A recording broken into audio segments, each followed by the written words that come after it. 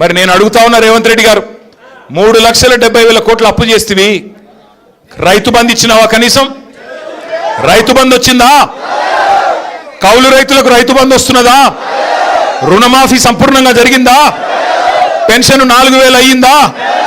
అత్తలకు 4,000, కోడలకు 2,500 వస్తుందా? తులం బంగారం వస్తుందా? స్కూటీలు వస్తున్నాయా? విద్యా భరోసా కార్డులు వచ్చినాయా? 10వ తరగతి పాస్ అయితే 10,000 రూపాయలు వచ్చిందా? 12వ తరగతి పాస్ అయితే 15,000 రూపాయలు వచ్చిందా?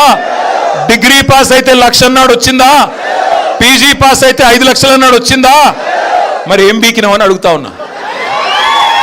ఏంది నువ్వు చేసింది? ఏంది నువ్వు చేసింది 2.5 ఏళ్లలో? ఢిల్లీకి మూటలు మోయడం తప్ప. మొన్న అంటున్నాడు రేవంత్ రెడ్డి గారు, నేను మారిన మనిషిని అంటున్నాడు.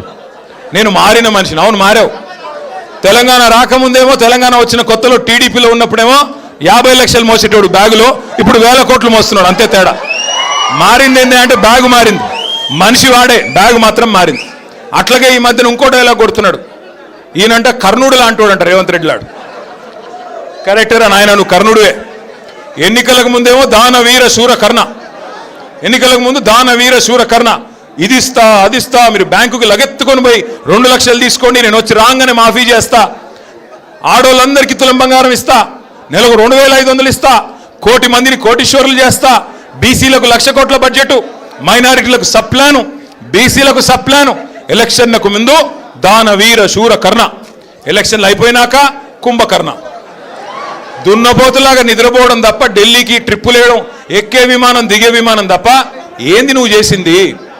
అందుకే ఉత్తమ్ కుమార్ రెడ్డి, రేవంత్ రెడ్డి వాళ్ళిద్దరికీ తెలుసు, ఎన్నిక ఎప్పుడొచ్చినా వీపు చింతపండు అవుతుంది తెలంగాణ ప్రజల చేతుల్లోనే మాట తెలుసు.